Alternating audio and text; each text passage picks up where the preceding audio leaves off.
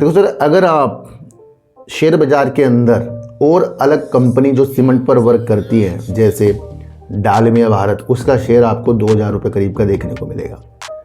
Shri cement का share आपको 25 से 26,000 रुपये करीब देखने को मिलेगा।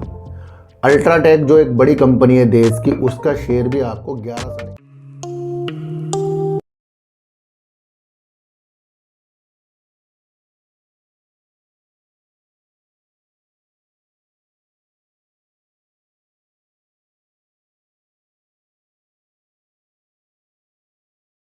नमस्कार, मैं स्वागत करता हूं आपका अपने ही चैनल पर जिसका नाम है सार्थक बाजार से। आज हम बात करेंगे सर अंबुजा सीमेंट में ओरिएंट ग्रीन और एसीसी का विलय हो रहा है। इस रूपरेखा को भी आज हम समझकर चलेंगे। इससे क्या फ़ायदा जो है अडानी ग्रुप का होगा या निवेशकों का होगा, क्या मजबूती की तरफ अब अंबुजा सीमेंट फिर से आगे बढ़ेगा, ये आप समझ कर चलेंगे। तो आज हम इस बारे में भी बातचीत करेंगे। दूसरा बात करेंगे रेलवे के शेयरों के बारे में। वैसे अगर मैं आपको बताऊं, कल ही मैंने रेलवे के अंदर जो तेज़ी आ रही है और अलग अलग नीतियां हैं, हर एक कंपनी की अलग अलग नीतियां हैं। कुछ कंपनियां जो बजट 2026 अब आने वाला है उसकी तेज़ी की सुगबुगाहट है, जैसे मैंने कल आपको बताया। इसी तरीके से कई अलग अलग कंपनियां अलग अलग विषयों के साथ आगे बढ़ रही है। तो रेलवे के सेक्टरों के अंदर अभी आपको तेज़ी देखने को मिल रही है। देखो सर, कल भी मैंने आपको एक चीज़ बताई थी कि आईआरएफसी में जहां 100 रुपये के नीचे के टारगेट आ रहे थे, तो अब आईआरएफसी की वो टारगेट तो लोग भूल गए। शेयर ने ऊपर की तरफ चलना शुरू कर दिया। ये वो विधि दर्शाता है कि बाज़ार के अंदर अगर आप जिस कंपनी के बारे में अच्छा समझते हैं, उसके विषय को जानते हैं, तो वो आपके पोर्टफोलियो का आपका अपना सितारा है। किसी के हाथों की कठपुतली नहीं है वो, कि कोई आपको वीडियो के द्वारा उसे बिकवा दे, टारगेट के द्वारा उसे खरीदवा दे, कुछ भी करवा दे। तो वो शेयर आपके हैं और आपके ही रहेंगे। वो किसी के कठपुतली नहीं हम बनने देंगे। मेरा माध्यम ये है कि अगर आज मेरे पोर्टफोलियो में कोई शेयर है तो मुझे उसे किसी ने नहीं कहा उसे खरीद लो, और मुझे किसी ने नहीं कहा उसे बेच लो। तो हम उस विधि को समझते हैं कि क्या वजूद जो है कंपनियां रखती हैं। तो कल भी तेज़ी थी रेलवे सेक्टरों में, आज भी थी, और कल भी मैंने आपको समझा दिया था कि भाई किस किस कारणों से तेज़ी आ रही है। तो वो आपको समझना बहुत ज़रूरी है। जुपिटर वैगन में काफ़ी अच्छी खासी तेज़ी आपको देखने को मिल रही है। देखो सर, वो लाजमी तेज़ी क्यों है? जब कोई प्रमोटर अपनी ही कंपनी में अपनी ही हिस्सेदारी को बढ़ाएगा, तो ये एक प्रमोटर के प्रति अपनी कंपनी को बहुत अच्छा समझना हो गया। तो निवेशक भी उसको अपनी स्थितियों के साथ बहुत अच्छा समझेंगे। तो आप ये समझकर चलना। तो इस कारण उसके कंपनी के अंदर तेजी आ रही है। वैसे कल भी मैंने आपको बता दिया। वैसे 3 दिन के अंदर जुपिटर वैगन में करीब करीब 32% का उछाल आ गया, और आज सबसे ज़्यादा तेज़ जो है जुपिटर वैगन का शेयर भागा। करीब 7.5% शेयर आज आपको भागता हुआ देखने को मिला। तो वो आपको पता है कि प्रमोटर ने अपनी हिस्सेदारी को बढ़ाया। करीब करीब 135 करोड़ रुपए की कंपनी के अंदर प्रमोटर ने अपनी हिस्सेदारी को बढ़ाया, और अगर हम शेयर प्राइस देखें तो 334 रुपये करीब है, और प्रमोटर ने करीब करीब 470 रुपये में शेयरों को खरीदा है। तो ये जुपिटर वैगन जो अच्छा खासा रेलवे में वर्क करती है, तो उसकी एक कहानी थी। हर एक कंपनी की हर एक कहानी है, और उस विधि को आपको समझना है ना। कुछ शेयर जो रेलवे के हैं बजट के अनुसार भी भागेंगे, क्योंकि कुछ विश्लेषकों को अनुमान है कि 10 से 12% सरकार इसके अंदर पूंजीगत व्यय बढ़ा सकती है, यानी कि उसके अंदर इतना पैसा लगा दे सकती है। तो कुछ उस हिसाब से है, कुछ अपने काम के हिसाब से, कुछ किराया बढ़ने के हिसाब से हैं। सबके अपने वर्क हैं, तो उस वर्क को आपको समझना है। तेज़ी होती रहेगी, गिरावट होती रहेगी, आप उस विधि को समझें। आपके लिए रिलायंस इंफ्रा, रिलायंस पावर में वीडियो बनाई। अब वही 2-4 व्यक्ति फिर आएंगे कि आपकी वीडियो देखी थी, मैंने शेयरों को ले लिया था। मेरी कौन सी वीडियो में ऐसा था कि इस शेयर को हमें खरीदना है, इस शेयर को हमें बेचना है? सबसे पहली बात यह है, अगर 3 महीने से मैं रिलायंस इंफ्रा, रिलायंस पावर के ऊपर उस विधि को समझा रहा हूँ कि इस कंपनी के अंदर ये ईडी के मसले चल रहे हैं, तो हमें क्या होना है? हमें सुरक्षित तो रहना है ना अपने आप को। अब अचानक से जब किसी भी कंपनी की ट्रेडिंग बंद होगी तो निवेशक घबरा जाते हैं, पर वो अस्थायी है, वो कभी भी आगे जाकर कुछ नियमों के तहत है, उसको आगे जाकर वो चीज़ें हो सकती हैं, खुल सकती हैं, वो अस्थायी है। मंडे टू मंडे वो शेयर दिखेगा। पर अगर ये स्थिति अगर आप समझें कि कंपनी का शेयर सिर्फ चल रहा है और आपको नहीं पता कि उसके अंदर क्या क्या चीज़ें हैं और एकदम से बंद हो जाए, तो वो आपके लिए टेंशन का विषय हो सकते हैं। वो टेंशन का विषय कभी भी नहीं हो सकता कि अगर आपके सामने कोई गड्ढा है और उस गड्ढे के बारे में कोई व्यक्ति आपको बता रहा है और तब भी आप उसे अनदेखा करके गड्ढे में कूद रहे हो, तो वो क्या विधि है? यानी कि आपको पता था, आप तब भी कूद गए। अगर नहीं पता है तब कूद गए तो वो अलग बात है। तो ये ईडी और सीबीआई के मसले पहले चल रहे थे, तो हर एक वीडियो के अंदर है मेरी, अगर आप चीज़ों को समझें हर एक वीडियो के अंदर है। तो लिखने वाले कमेंट तो कर रहे हैं पर चीज़ों को नहीं समझ रहे हैं, तो उसकी विधि को भी आप समझ कर। तो सर आज हम बात करेंगे अडानी ग्रुप की, अडानी सीमेंट के बारे में आज हम बहुत अच्छी बात करेंगे। इस बात को आपको समझना है। देखो सर, अगर आप शेयर बाजार के अंदर और अलग कंपनी जो सीमेंट पर वर्क करती है, जैसे डालमिया भारत, उसका शेयर आपको 2,000 रुपये करीब का देखने को मिलेगा। श्री सीमेंट का शेयर आपको 25 से 26,000 रुपये करीब देखने को मिलेगा।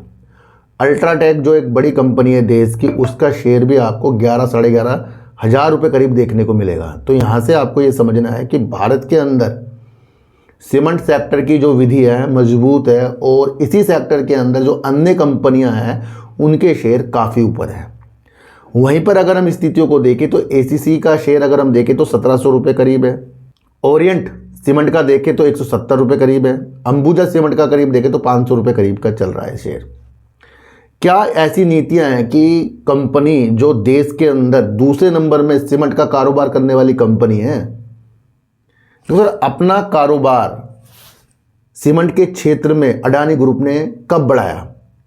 वो पहले से तो सीमेंट में वर्क कर नहीं रहा था, अब उसको तलाश थी किसी कंपनी के अधिग्रहण करने के लिए, क्योंकि अगर किसी चलते प्रोडक्ट का अधिग्रहण किया जाए तो उस सेक्टर के अंदर और ज़्यादा मेहनत हम करके अच्छे मुकाम पा सकते हैं। तो इसी विधि से अडानी ग्रुप ने अंबुजा सीमेंट और एसीसी का अधिग्रहण किया। पूरी पिक्चर समझो, क्योंकि पहले तो इस बिजनेस में थे नहीं, और जब अडानी ग्रुप ने अंबुजा सीमेंट एसीसी का अधिग्रहण किया तो उसका हिसाब किताब इस उद्देश्य से भी था कि वो देश के अंदर अपने सीमेंट के कारोबार के द्वारा नंबर 1 बने। और वो नंबर 1 कब बनती? या तो वो शुरुआत शुरू से करती, प्लांट लगाती, उसमें सालों बीत जाते। तो उसने क्या कहा? अधिग्रहण करा। तो उसने होलिसी में एक कंपनी से अंबुजा सीमेंट और एसीसी का अधिग्रहण सितंबर 2022 में किया और 2022 में इसकी घोषणा की थी। तो पूरा कब कर लिया था? सितंबर 2022 में अंबुजा सीमेंट और एसीसी का अधिग्रहण जो है अडानी ग्रुप ने करीब करीब 53,000 करोड़ रुपए में कर लिया था। यानी कि उसने एक नींव डाल दी भारत के अंदर अपनी स्थितियों को सीमेंट सेक्टर के ऊपर डालने के लिए। अब इसको और भी आगे बढ़ना है, साउथ की तरफ भी इसको आगे बढ़ना है, अलग अलग चीज़ों के साथ आगे बढ़ना है। तो कंपनी की नज़र फिर क्या है, और कंपनियों के अधिग्रहण करने में लग गई। उसने क्या किया? ओरिएंट का 2024 में ओरिएंट सीमेंट का भी इसने अधिग्रहण किया, और सीके बिरला ग्रुप की ये पहले कंपनी थी। अब किसकी कंपनी है ओरिएंट सीमेंट? अडानी ग्रुप की है। तो यानी कि एक और कंपनी जो लिस्ट है उसको भी इसने अधिग्रहण किया है। और देखने को ये मिल रहा है कि अगर हम ओरिएंट ग्रीन के अंदर अंबुजा सीमेंट की हिस्सेदारी देखें तो करीब करीब 72% की है, और एसीसी के अंदर अगर हम देखें तो करीब करीब 50% करीब की है। तो यानी कि यहाँ पर ओरिएंट सीमेंट का भी अधिग्रहण कंपनी ने अपने को और मजबूत करने के लिए किया, जो करीब करीब 8,100 करोड़ रुपए यानी 8100 करोड़ रुपए करीब का कंपनी ने इस काम को अंजाम दिया। इससे अब कंपनी की अब जो प्रतिक्रिया आगे निकल रही है कि तीनों कंपनियों को आपस में कंपनी मर्ज कर रही है, ये न्यूज आ रही है। तो यहाँ से कंपनी बहुत आगे बढ़ने की चीज़ों को सोच रही है। देखो सर, आपको समझना पड़ेगा कि गौतम अडानी जी किसी भी बिजनेस के अंदर आगे बढ़ते हैं तो वो उसमें बहुत ज़्यादा रम जाते हैं और उसको बहुत आगे तक के देखते हैं, और अधिग्रहण के बदौलत ही वो कंपनियों के प्रति और वफादार होकर आगे बढ़ते जाते हैं। अब अडानी पावर भी कंपनी गौतम अडानी जी की है, तो वो कई कई पावर की कंपनियों को भी अधिग्रहण कर रही है। तो जब हम किसी किसी कंपनी का अधिग्रहण करके अपनी को विस्तार कर देते तो एक मजबूत कंपनी बन जाती है। तो ये आपको देखने को कंपनी है पन्ना। अब पन्ना का भी इन्होंने अधिग्रहण किया करीब करीब 10,000 करोड़ रुपए में। और सिंघाई इंडस्ट्री भी एक कंपनी है, दोनों का विलय करने की भी घोषणा कंपनी ने कर रखी है। अब ये पन्ना और सिंघाई सीमेंट के वजह से कंपनी जो है साउथ की तरफ भी अपने पंख को फैला सकती है, यानी कि वहाँ भी कारोबार करने के लिए इसने पन्ना सिंघाई का विलय और वहाँ पर अपनी स्थिति को और मजबूत करने के लिए कंपनी ने ये अधिग्रहण किया है। तो ये एक कंपनी कितने सारे कंपनी को अधिग्रहण कर रही है। अब ये अंबुजा सीमेंट के अंडर में आती है पन्ना और सिंघाई इंडस्ट्री, एसीसी के नहीं आती है। तो यहाँ से आप देखो कि सीमेंट के कारोबार में अडानी ग्रुप जो है बहुत तेज़ी के साथ आगे बढ़ रहा है और उसने एक बहुत बड़ी बात आज बोल दी है। पिछले 3 साल में भारत के अंदर दूसरे नंबर की सीमेंट कारोबार के अंदर मजबूत बनने के लिए कंपनी ने करीब करीब 10 अरब डॉलर खर्च किए हैं। कितने? 10 अरब डॉलर खर्च किए हैं। और वो इसलिए किए हैं क्योंकि कंपनी को बहुत आगे बढ़ना है। तो दूसरे नंबर पर कंपनी अभी भी है। अब कंपनी अपने कॉर्पोरेट संरचना को, यानी कि ढांचे को, यानी कि अपने इंफ्रास्ट्रक्चर को जो सीमेंट का इनका है, इसको और सरल बनाना चाहती है। यानी कि एक ही घर के अंदर अब अंबुजा, एसीसी और ओरिएंट सीमेंट आपको देखने को मिलेंगे। तो ये घोषणा है, ये बहुत बड़ी घोषणा है, इसे आप समझ कर चलना। पहले कंपनी का दिमाग एसीसी में अलग लगता था, अंबुजा में अलग लगता था, ओरिएंट में अलग लगता था।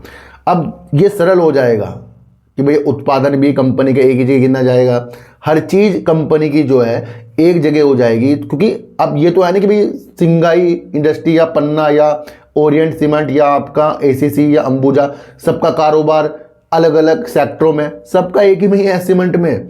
तो कंपनी के लिए बेनिफिट चीज़ है और इसको सरल बनाने के लिए कंपनी आपस में इन तीनों का मर्जर कर रही है। ये बहुत बड़ी न्यूज़ है सर, और बहुत बड़ा फैसला रात को ये लिया गया है। और ये न्यूज़ आज आपको अंबुजा सीमेंट में तेजी के संकेत देखने को मिले।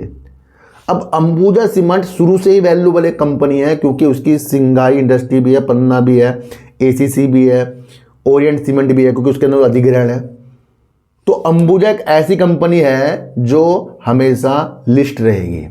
अब क्या होगा, जिसके पास एसीसी के करीब करीब 100 शेयर होंगे उसको अंबुजा सीमेंट के 328 शेयर मिलेंगे।